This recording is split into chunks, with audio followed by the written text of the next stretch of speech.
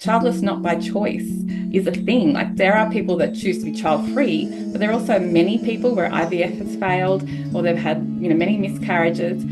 There are some counsellors that do support them, but there aren't that many support people who have actually experienced childlessness themselves. Joining us today is Anne Barratt, whose work at Empowering Health blends kinesiology, bioresonance therapy, and holistic healing to help individuals unlock their body's innate ability to heal through emotional balance.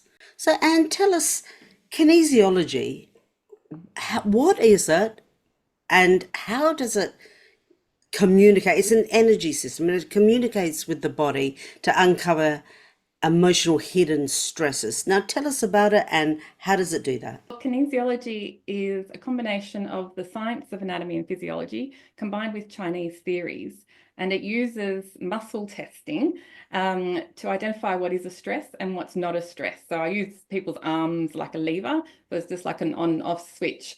And anything that is a stress within the body actually has an impact on your energy system and the frequencies of like your neurotransmitters and your cells. And so essentially with muscle testing, you're looking for the weakness. And when there's a weakness, when things are not for your well-being, the muscle weakens.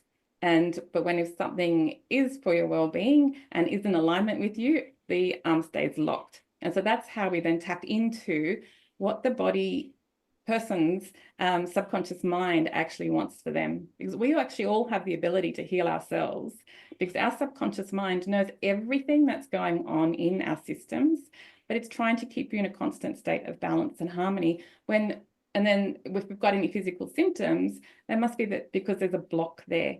So we look for blocks in your energy systems, whether they be in organs, in muscles, and within your meridians we look at as well as things on a more energetic layer as well, like your auras and chakras. And so in the context of kinesiology, we reference the triangle of health, and the triangle of health has three sides, as every triangle does. One side represents the mental, emotional, and spiritual aspects of ourselves. The other side looks at the physical and structural, and then the third side represents the biochemical, and biochemical represents all the nutrition, so the foods we're putting in our body, the toxins we may be exposed to, things we may breathe in the air, for example, car fumes, and imbalances within our body chemistry as well. Sometimes like people will come with a physical symptom, but kinesiology then helps to identify what the underlying cause is, because often the physical symptom is a byproduct of either something biochemical or something emotional being out of balance.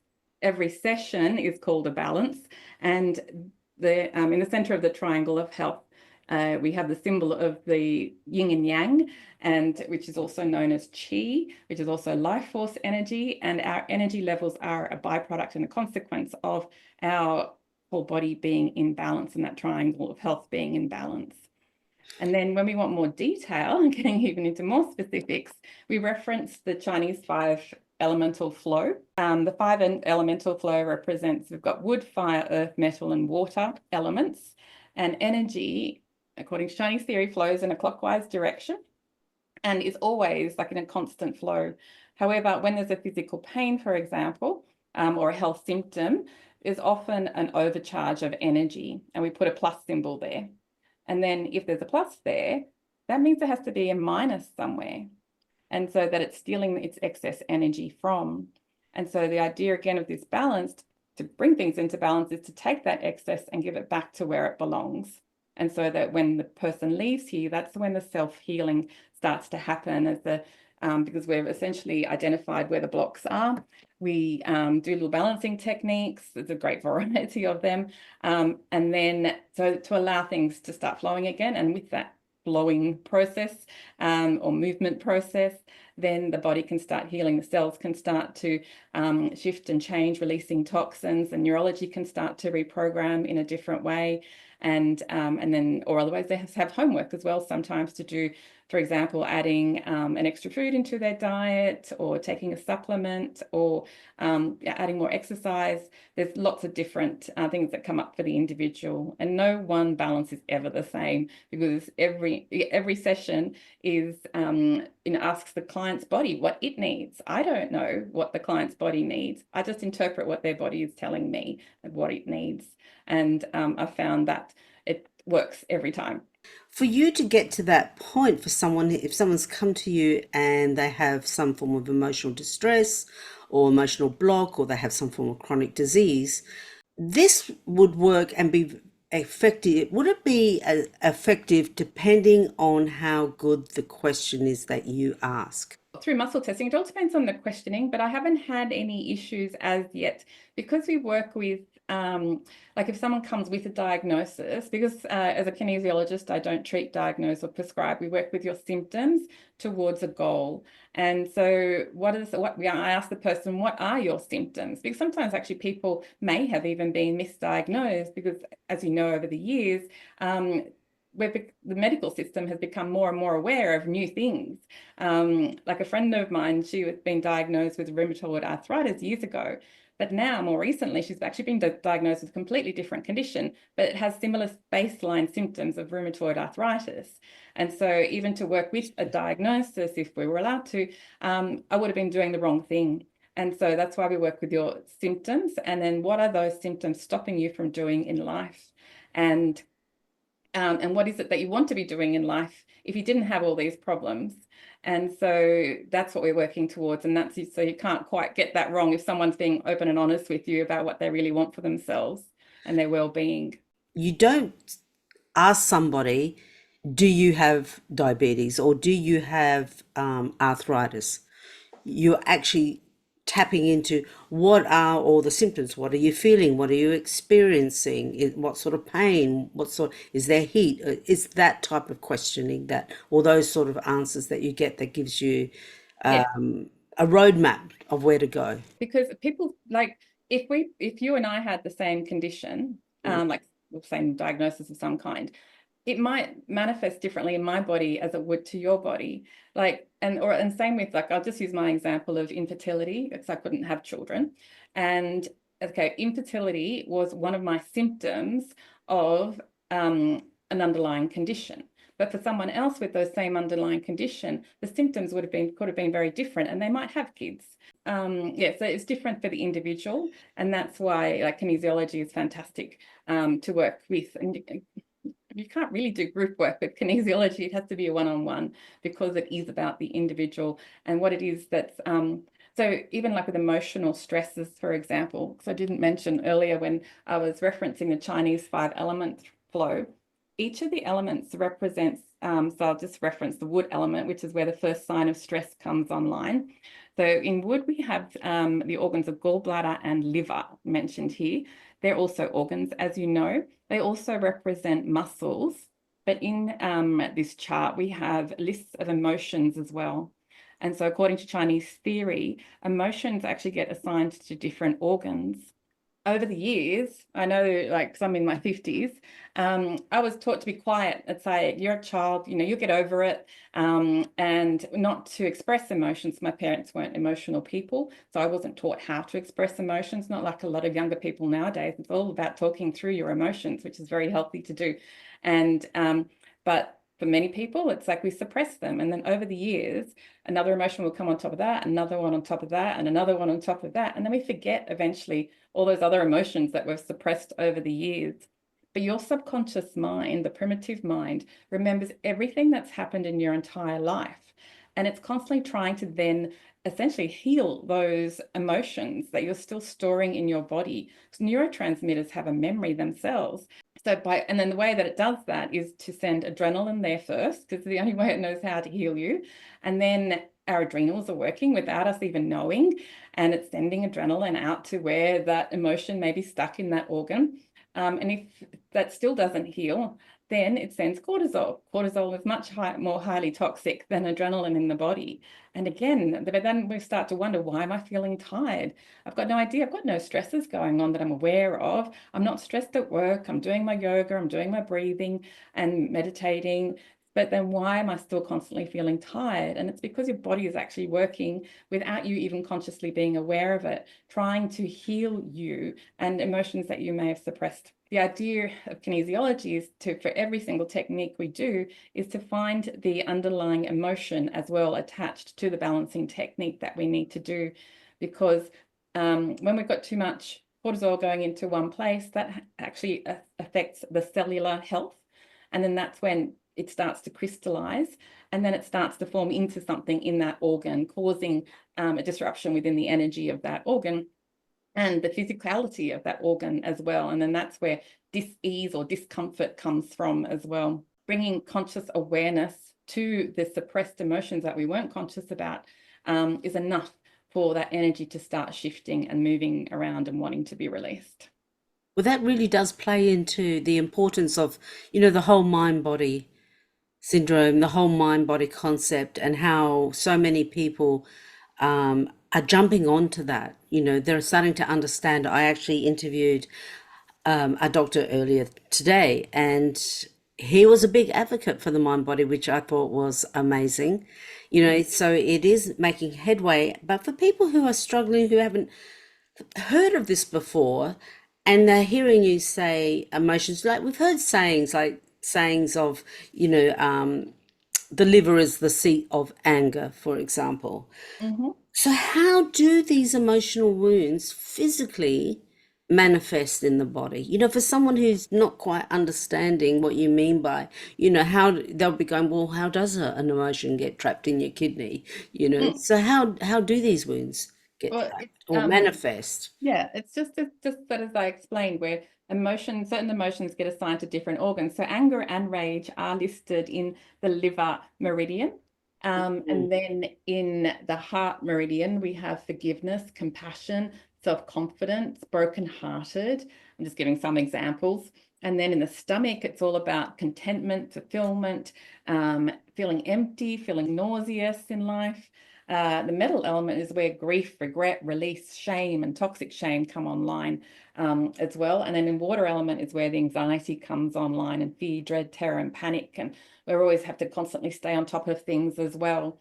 When any of these emotions have been suppressed, then and it goes to that organ, then often that's how then you make that other body connection to the emotion. It's like, oh yes, if someone has constant liver difficulties, what stress? I mean, that's really just the first sign of stress. So what stress have you had in your life? I think most of us have had some form of stress. It's just the way that our society has been forced to live nowadays, as well as like working to deadlines and having, to be follow time and be at work at 9 o'clock, and despite trains maybe not working, and oh my god, I'm going to get in trouble now by my boss. And so any of those stresses, something within the physical symptom. And we all know like how it feels in our body, like when we are really stressed or when we are really sad.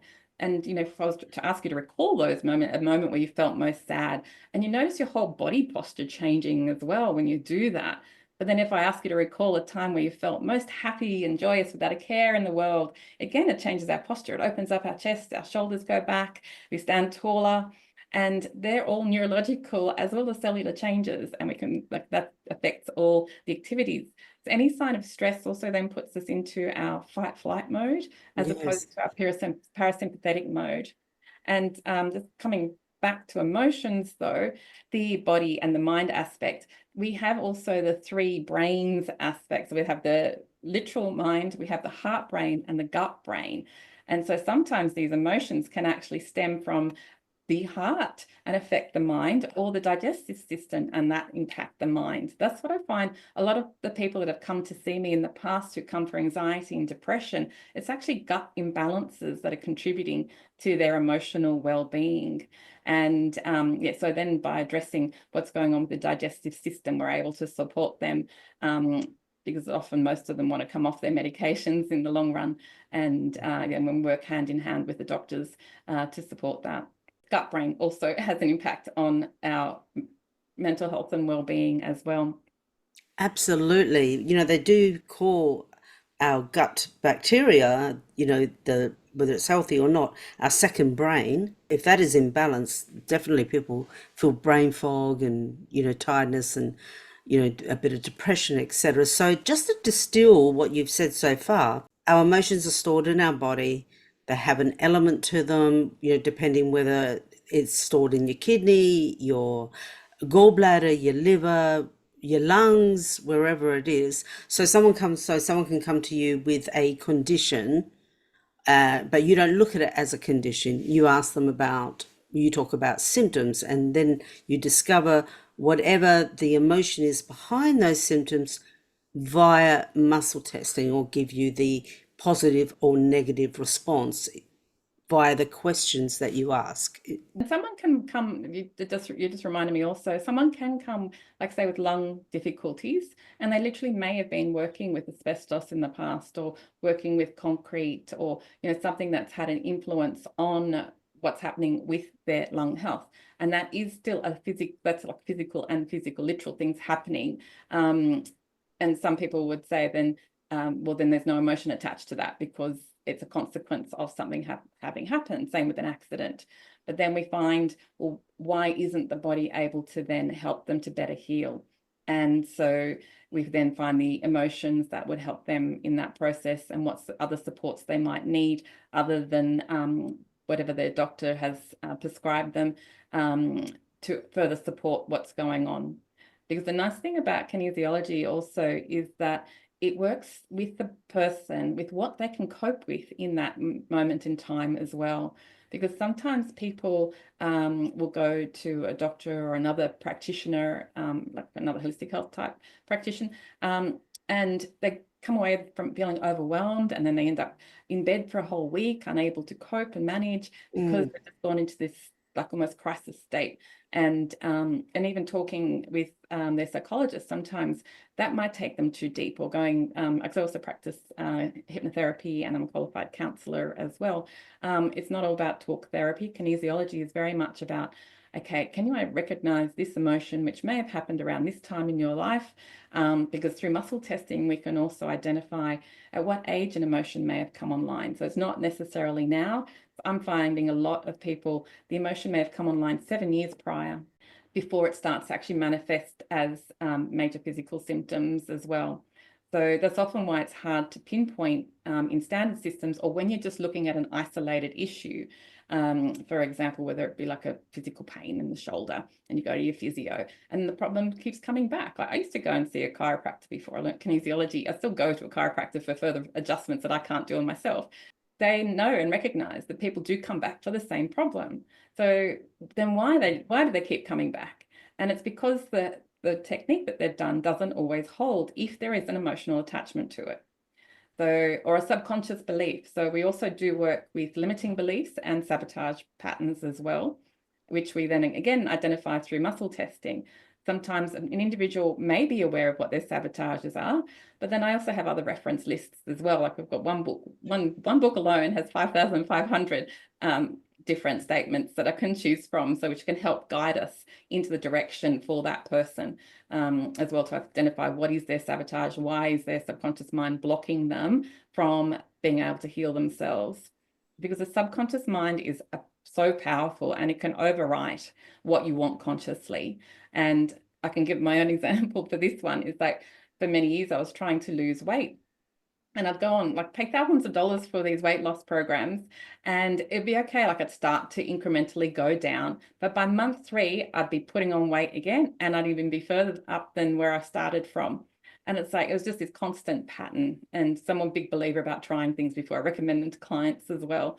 It wasn't until then I started, okay, I thought that's the end of it. I'm just going to start doing balances around it, and identified that my subconscious mind believed that big and strong was actually healthy, because that's what my mum had instilled in me, that skinny people, anyone slim, looked anorexic. And then, so I caught myself out, like there was a lady walking across the street, and I was like, God, she looks sick. And I was like, hang on a second, where did that come from? She doesn't look sick. She's actually, the weight that I'd like to be. And it's like, okay, where's this coming online?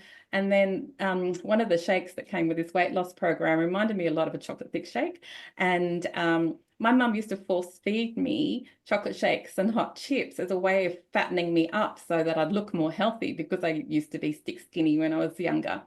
And it's like my subconscious mind was saying, yes, I want to be healthy, but healthy is big. And that comes from European Mm. heritage as well. Like with farming stock, you have to be big and strong. And even my father, like he couldn't go to America when he was immigrating because he wasn't big enough and because they wanted wood choppers. And so then he then had to come to Australia instead and to work on the roads simply because of his weight. So both my parents are all about be big and strong so that you can achieve things in life. So that's a belief that you took on, Yes, exactly. and that interrupted your ability to lose weight. So we go back down to, we can go and see doctors, we can go see functional doctors, we can see dietitians, we can see whoever. But if you've seen them and it's more prescriptive, either medication or even just supplements, you're not really dealing with the very underlying cause of the emotions. Like we can find the root cause, I guess, for our physical symptoms. We can do all the testing, but it has to go hand in hand with the actual emotions as well. Otherwise, it's just going to keep coming back. That's Yeah. what you're saying, right? And we can also be born, I mean, we are all born with a particular pattern. I liken it to, the circuitry board, the green circuitry boards with the gold wiring on it. Like we're all born with a set of neurology that we've taken on from our parents, our programming. And then between the ages of 0 and 7 and up to age 27, we're still modeling and learning, and all our neurons are developing and connecting as we learn our values, our belief systems, and we're modeling on our parents' behavior. But if our parents are reactive emotions, so we have primitive reactive emotional reflex responses. So they're the responses that our fight flight system, amygdala, responds with before the logical mind, the front brain, can kick in. And so this is our creative, logical thinking process, the front brain, the neocortex, and then the primitive mind is at the back, and that has programmed emotions, which we just react with without thinking. And so those reactions also, like I have a lot of men that come, they say, why send them? Because they're constantly angry, get angry at little things, and they want to know why, and the whys want them to stop being so angry. And we identify that they've like often been programmed with that via their family tree. And so the work that I do also then helps to start shift and change that by weakening those old neurological pathways so they can start making new neurological pathways through repetitive work as well. In using that as a case study, to go back to where we saw our emotions, with the men who are so angry all the time, do you find that liver and gallbladder would come up a lot? Yes, Or, so one that's, even one even had to have his gallbladder removed. oh, really? Yeah, it was that bad. So that's how our emotions can affect the pathology of our body, what Mm-hmm. actually happens. So, knees would represent something, hips would represent something, I'm sure. So, with people who are dealing with chronic health conditions or are stuck in a cycle of fear, frustration, and hopelessness, what are some of the most powerful mindset shifts or emotional releases that can help break this cycle using kinesiology? Because I'm qualified in a great variety of modalities, but I always use kinesiology as the foundation and the platform, the protocol to start with, because that's that great tool which allows us to then tap into the individual's subconscious mind. It's different for everybody. And when, there's chronic pain, sometimes there is also a secondary gain for some people. So like I have one person, she came to see me because she had fibromyalgia and she was in constant aching all over. And she started to get better through kinesiology. And then, but then she discovered that, oh, if I get better, I won't get my benefits anymore. So I'm not going to come back and see you anymore because I want to stay sick, in a sense. So she consciously became aware of that. But some people are subconscious about their beliefs. Somebody else I know had a sore wrist, and again we did kinesiology, identified the emotions attached to it, identified that it was actually by having the sore wrist, it meant that her husband actually started washing the dishes every night. And she said, oh, actually, I still want him to keep doing that. So I'm going to keep my sore wrist. It's so interesting. I love this whole secondary gain because what what I find, for someone to shift their mindset or release an emotion or a belief, it creates a void. Mm-hmm. So what are you putting into the void? We don't like voids. So what do we what are we replacing into the void? So unless we're actually replacing it something, I find that someone's motivation to release that, or like you're saying, the secondary gain, the motivation suddenly goes. Do you help them then see an alternative way so Exactly. they can heal the wrist and still have the dishes washed? Yes, and we talk through that process and what what's unique to them. Unfortunately, voids are very heavy, strong energy, and it's like this giant vortex that tries to pull in other negative things as well. And this brings us to our personal vibration. Because even if you represent Maslow's hierarchy of needs and our sense of safety and fear, that's our strongest baseline where we need to start from, as being feeling safe, and then it's human psyche to want to constantly improve ourselves and move towards enlightenment. And enlightenment is a much higher vibrational way of Mm. living. And emotions carry different vibrational frequencies as well. And every emotion has a frequency. So that allows us to then work with those as well on a variety of different ways. I use essences as well when a person can't quite comprehend what's going on for them and how that emotion relates. It's like, okay, let's remind your body what it is to vibrate at that frequency. And then that's enough to start shifting the blocks from their perspective as well, because sometimes people may not come up with their own solutions while they're with me. But then it's usually, when you're not thinking about it and you might be having a shower 3 days later, you go, oh, now I know what that relates to. And then they message me and let me know, or otherwise it's tell me in the next session that they were able to connect the dots. And a lot of it is about connecting the dots of your life or through the family tree. So working with frequencies, there is a book called Power and Force as well, which lists all the different frequencies. And on YouTube, there's lots of frequency resources as well. Like I listen to bioresonance frequencies for specific things. Sometimes are lovely tunes, and then I also work with biofrequencies for wellness as well with some of my clients, and then recommend that as ongoing as homework in between sessions too. So when a vortex is really dark, so we like attracts like. And so if you're a low vibration person, then you're going to attract more low vibration things in. So the work about working on yourself and self-improvement and in your health is about raising your frequency so that anything that's not in alignment with who you really want to be and who you really are at the soul level will just drop away and won't see you.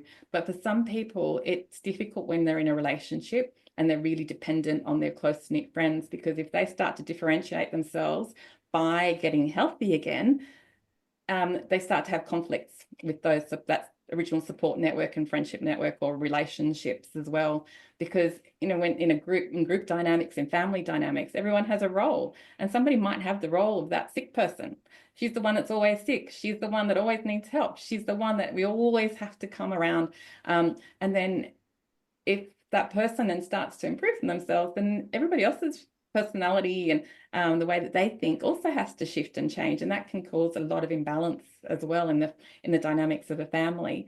And so there's a lot to deal with, even if you're wanting to improve your own health and well-being. It's about understanding that you might upset someone because your frequencies are shifting and changing and not matching as well anymore if they liked you in that low vibration frequency, because you're a better match to them. But if you start shifting and changing, yeah, that's when people start to complain sometimes, and then the individual may choose to just to keep the peace. It's like go back to that state as well. But it's about Yes. working with them to help them to find alternatives, find new people that do resonate at the frequency that they want to be with. And a lot of the mindset coaching businesses, they always talk about like surround yourself with the people that you want to be like, because then that will help raise. And then that's the reason for it really, is because you don't want to keep attracting more negative things into your life.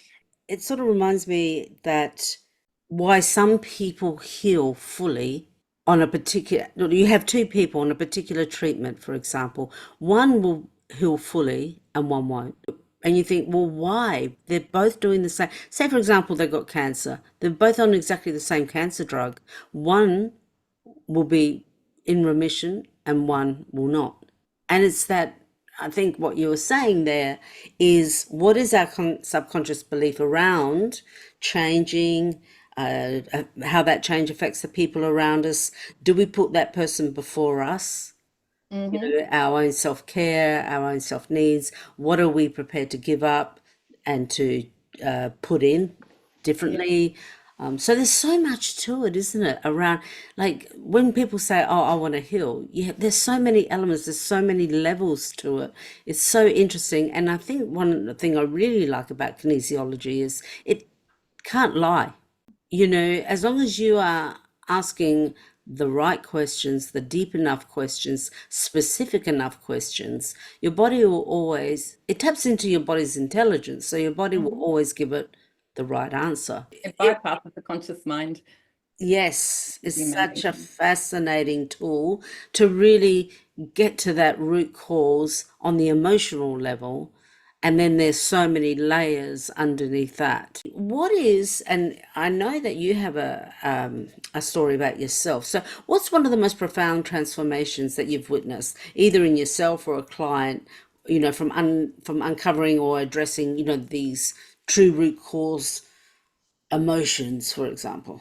I was sick myself for over 20 years and progressively getting worse and worse and worse while I was in a corporate job, a corporate career. And the further you work up the ladder, the harder you have to work, the longer hours you have to work. And I was spending lots and lots of money over those years. I was getting lots of inflammatory symptoms, which then also became endometriosis and rashes all over me, weight gain, and lots of different things, all connected to underlying inflammation, and which also relates to stress. But I wasn't getting the answers that I need. And also, I was at the point where I wanted to try and fall pregnant.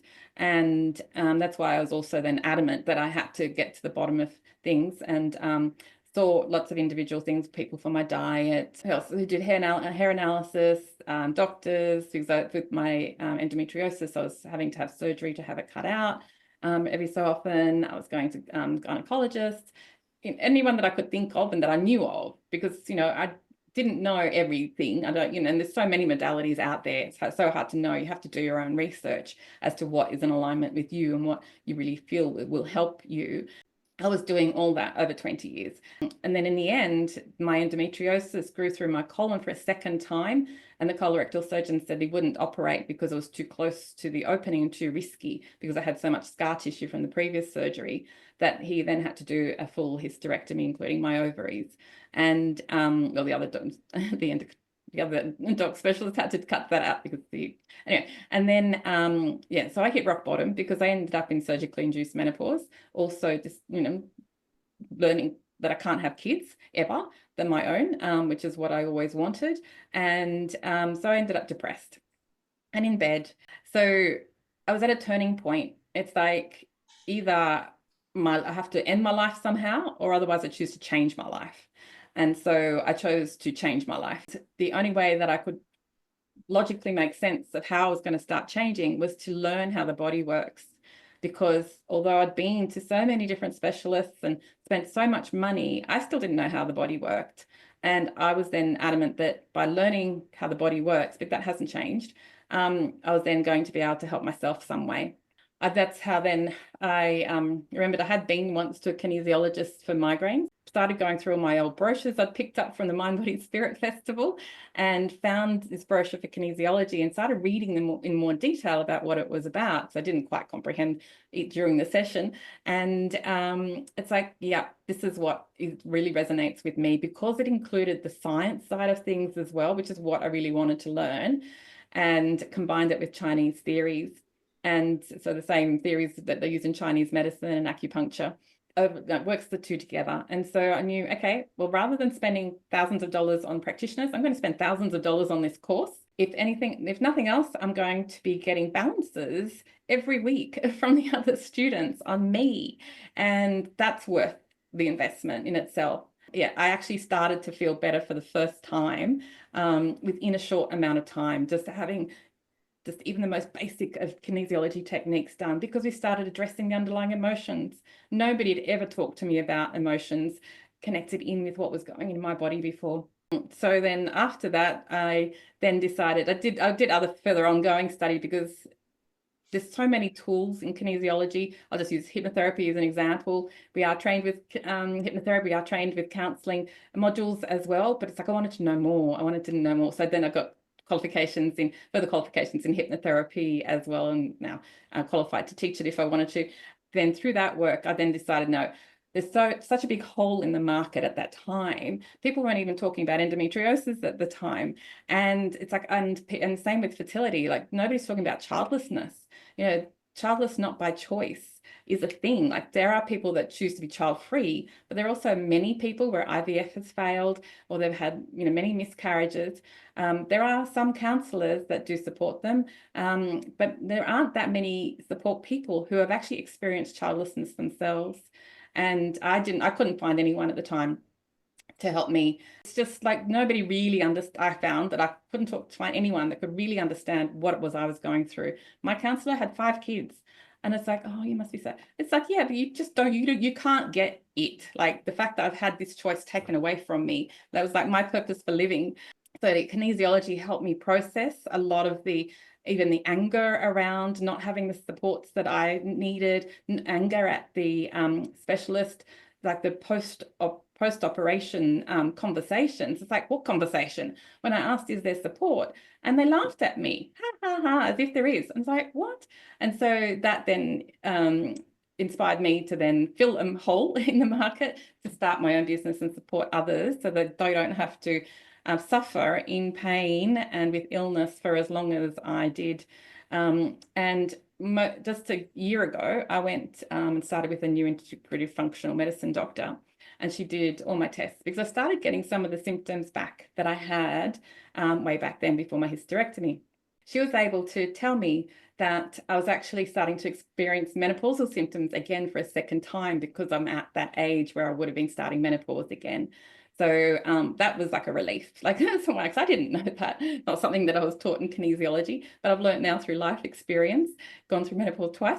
When she did all my work, blood works and all my other tests, she was actually surprised at how healthy and young I look for my age. And she said, someone with these results and this history would normally be in bed, obese, and on NDIS. And she said, what are you doing? And I said, I'm doing kinesiology. It's a fascinating story. It just is testament to the power of the mind. Yes, And exactly. kinesiology might be the tool, but it's the mind that's actually doing it. For someone who's listening right now, frustrated with their ongoing symptoms and looking for answers, what would you recommend as their first step that they can take today? I'd say start looking for alternatives, because if whatever they've been doing hasn't been working, they have to do something different. Yes. Even to start talking to other people. Other people have other awarenesses. Talk to your friends, talk to doctors. Sometimes doctors will recommend other holistic health practitioners that might be in the area that they know of. People in the coffee shop, ask them. Go into coffee shops. So often there's notices. A lot of practitioners will put up their business cards on notice boards. Even in our local supermarket, people put their business cards up there.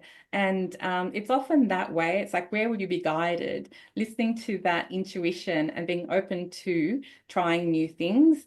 I say it's all a lot about being experimental and adventurous, like going on that adventure of your healing process. Where is life going to take you? Life is meant to be a big adventure. Maybe there is some element of you needing to learn something. And often our health symptoms are all about like, what haven't you learned? What have you let go of yet? And so, yeah, when you're stuck, just start looking for something different that you haven't tried as a first point, and then go from there. And thank you so much for coming on to the show. It's Thank you for having been me. very eye-opening, and I think for anybody who hasn't come across kinesiology before and do have some, emotional issues, it sounds like such a promising thing that they could actually do and or go and see someone who does it, a kinesiologist. All of Anne's details will be in the show notes. So if you do like, what Anne's been talking about, please contact her because it is a fascinating medium. Thank you so much, Anne, for being on the show.